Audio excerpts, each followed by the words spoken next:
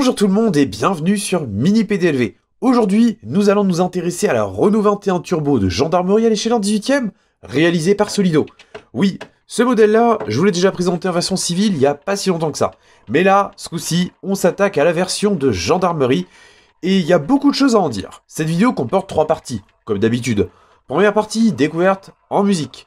Deuxième partie, on parle un petit peu de l'histoire de ce modèle-là. Troisième partie, ce coup-ci, on analyse la miniature, et là encore une fois, il y a pas mal de choses très cool à découvrir. Sans plus attendre, on commence en musique. Go!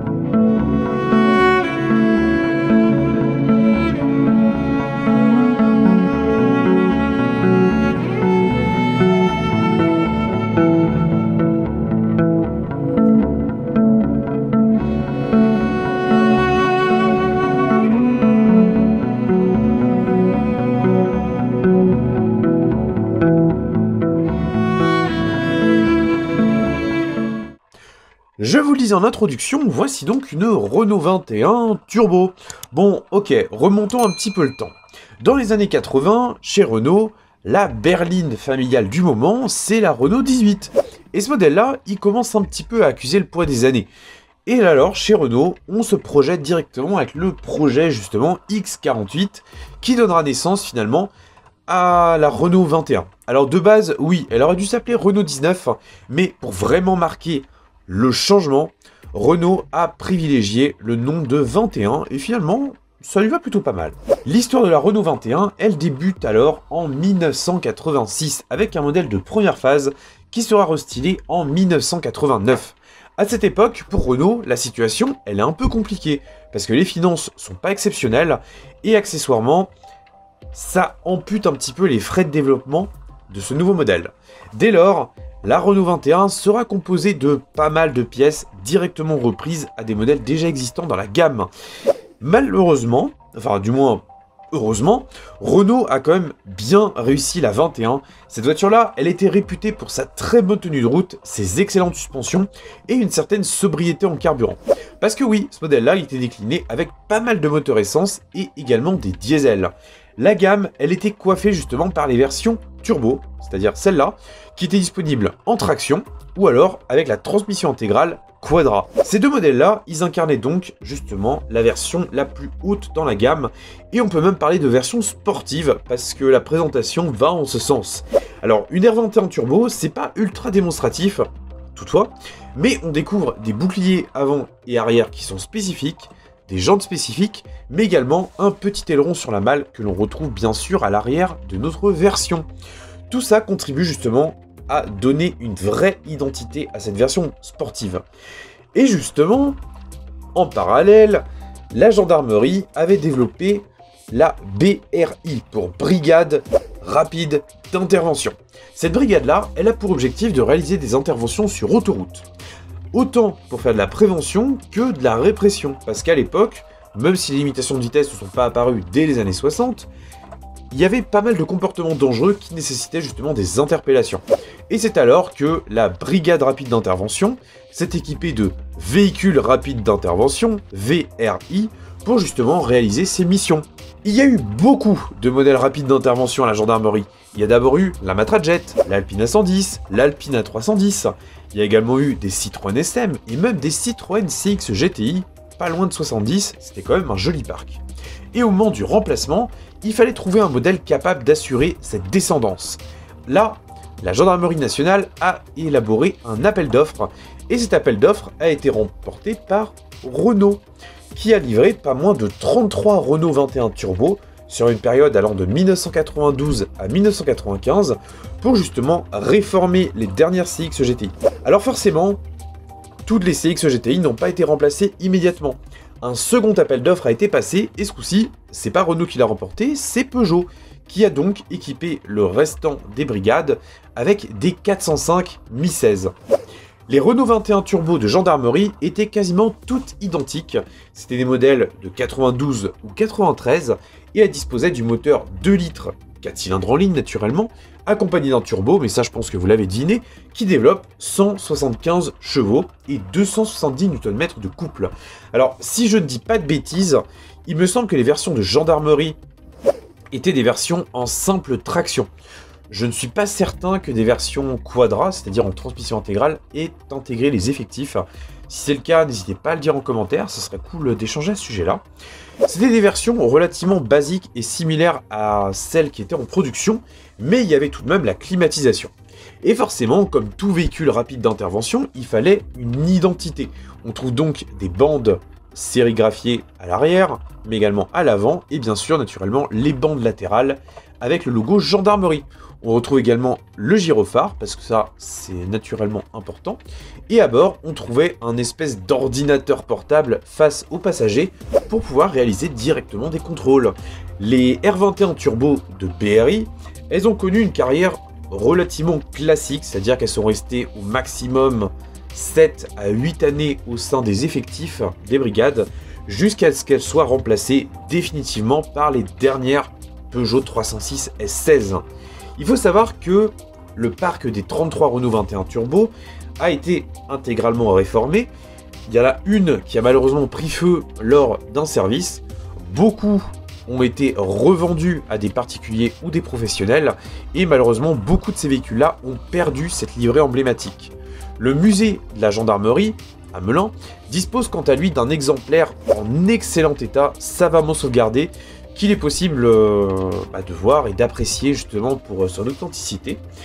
Et il y a également eu un exemplaire qui dernièrement était à vendre aux enchères chez Benzine. D'ailleurs, je vous mets un lien juste là si vous voulez le voir, c'est hyper intéressant.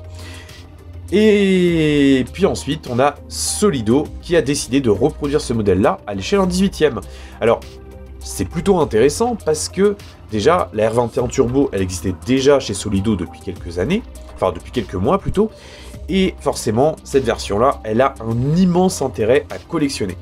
Il faut savoir également que Automobile a déjà reproduit ce modèle-là à l'échelle en 18e. Mais cette fois, on était naturellement sur un modèle en résine, sans ouvrant, et forcément, il est épuisé depuis longtemps. Maintenant, nous allons nous intéresser justement à cette réplique réalisée par Solido à l'échelle en 18e. Et vous allez voir, la miniature est quand même carrément cool. Vous avez l'habitude, nous allons arrêter le Platal et on va regarder ce modèle-là d'un petit peu plus près.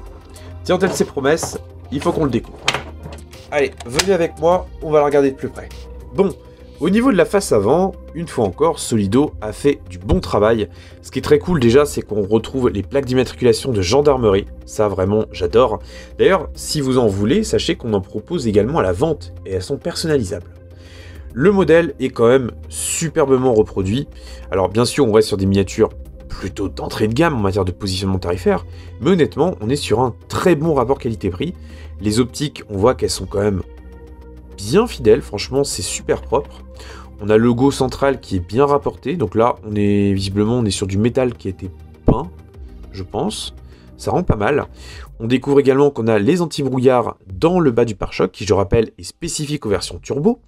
Donc ça rend plutôt pas mal. Les grilles ne sont pas perforées très loin, mais honnêtement, en matière de réalisme, je trouve que ça fait carrément le travail. On a également, là, c'est la bande sérigraphiée sur le capot, qui permettait formellement d'identifier un véhicule de gendarmerie. Au niveau du profil, alors là, on est également sur quelque chose qui est vraiment pas mal du tout. On retrouve les petites jantes qui, de mémoire, sont en 15 pouces, et honnêtement, je les trouve vraiment bien reproduites. Logo turbo apparaît sur les ailes. Alors là, les amis, je vous rappelle, on est dans les années 90. À l'époque, avoir un turbo, c'était un bel argument. Donc, on l'affichait clairement. De nos jours, toutes les voitures quasiment ont un turbo, donc on ne l'affiche plus. Mais à l'époque, c'était une forme de fierté. Ça prouvait la sportivité. On a des pneus qui sont également pas mal rapportés, donc pneus en caoutchouc naturellement. Les bandes sont également très fidèles. Donc là, ce qui est cool, c'est que c'est des bandes qui sont en décalco. Et honnêtement, elles sont bien appliquées. D'ailleurs, on voit même qu'au niveau des jonctions d'ouvrants, elles sont marquées. Donc ça, en matière de réalisme, c'est très bien. Des vitres qui sont correctes et qui sont également présentes sur les portes avant, donc ça c'est cool. Et ce que j'aime bien, c'est que Solido a été même jusqu'à rapporter ce petit bitonio là, qui permet de bien verrouiller la vitre. Donc ça c'est cool de l'avoir également. On a aussi, et ça c'est amusant, les vignettes sur le pare-brise.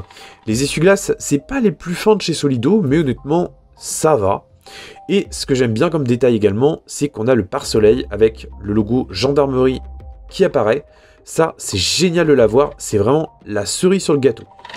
Ensuite, au niveau du profil, on a également des rétroviseurs qui sont tout à fait corrects. Ils sont moulés avec la carrosserie, mais les fixations sont plutôt fines. Les poignées de porte sont également bien rapportées, au même titre que le lettrage gendarmerie sur les côtés. Les portes arrière ne sont pas ouvrantes. Les custodes sont pas mal aussi. Non, franchement, c'est une bonne surprise en matière de finition. Au niveau de l'arrière, je trouve que c'est la partie la plus réussie. On retrouve la bande sérigraphiée sur laquelle on trouve directement les logos. Ça, c'est très cool. Plaque d'immatriculation de gendarmerie. D'ailleurs, le 92 qui apparaît là, ça signifie qu'on est justement sur une voiture de 1992. Donc ça, c'est très cool. On a la sortie d'échappement qui est pas mal. Les sorties ne sont pas percées très loin, mais le peu qu'il y a est largement suffisant. Et ce que j'aime bien aussi, c'est que les optiques sont très belles. On a une belle profondeur, vraiment ça rend super bien. L'aileron, eh ben, il n'est pas en reste, il est tout aussi beau. Et sur la vitre arrière, on retrouve les lignes de dégivrage. Donc là, encore une fois, ça apporte pas mal de réalisme. C'est vraiment très cool. Le petit gyrophare, il est assez bien rapporté également. Il est plutôt fidèle à la réalité, j'aime bien. Au niveau du châssis, alors de mémoire, ouais, il est assez simple, mais la ligne d'échappement, elle mérite d'être là, avec justement son silencieux. Bon, pour le reste, rien de spécial. On a des roues avant qui braquent vraiment pas mal, donc ça c'est très sympa. Et on a également, ça c'est pas le plus intéressant, mais ça le mérite d'être là, on a cette grande antenne de toit, donc qui est plutôt pas mal aussi, il n'y a pas à se plaindre. Et donc on a seulement deux ouvrants, à savoir les portes avant, comme l'immense majorité des Solido actuels. Des portes avant qui s'ouvrent sur des charnières qui sont relativement discrètes. On découvre également qu'on a des contre-portes simples mais efficaces. Ce qui est assez cool, c'est qu'on retrouve des textures qui rappellent un petit peu l'original, donc ça c'est très bien. Les sièges sont pas mal. On a même le cuir qui a été simulé au niveau de ses plis, donc ça c'est assez cool aussi. La finition du siège, elle est pas exceptionnelle, mais honnêtement, on le remarque pas, surtout quand la porte est fermée, donc je vais pas m'en plaindre. Pour une miniature de ce genre de prix-là, c'est largement acceptable. On a également le volant qui est pas mal, alors c'est très plastique, mais honnêtement, ça va. Et on a les fonds de compteur qui sont bien imprimés, donc ça c'est très cool aussi d'avoir ça. Bon, pour le reste, on a les pédales qui ont un point de fixation assez haut. Le levier de vitesse est pas mal aussi. Non, franchement, c'est plutôt une bonne surprise. Les touches de rouge sur les contreportes sont assez fidèles.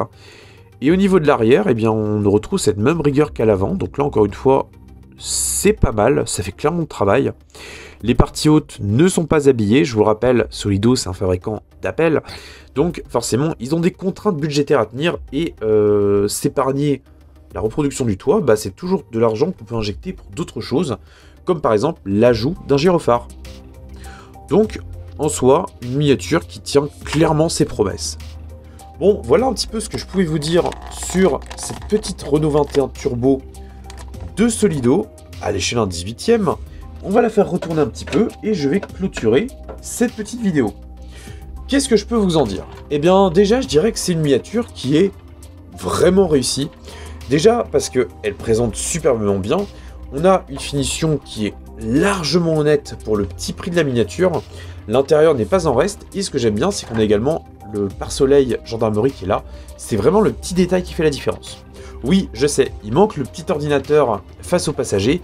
Mais là, encore une fois, c'est peut-être un détail, mais c'est un détail qui peut coûter très cher pour un modèle unique. Donc, on ne le retrouve pas. Néanmoins, c'est quelque chose qu'on peut ajouter soi-même ensuite. Donc, il ne faut pas hésiter. Sur ce, j'en ai terminé. Ce modèle-là porte la référence S18 077 03 et vous pouvez la trouver aux alentours des 45 €. C'est un prix qui en vaut clairement la peine, je trouve. Maintenant, l'espace commentaire est à vous. N'hésitez pas à me dire ce que vous avez pensé de ce modèle. Est-ce que vous l'avez déjà dans votre collection? Est-ce que vous allez l'acheter? Je veux tout savoir. Et moi, je vous retrouve dimanche prochain pour une nouvelle vidéo. Prenez soin de votre famille. On ne dit pas qu'on dit pirate. Salut!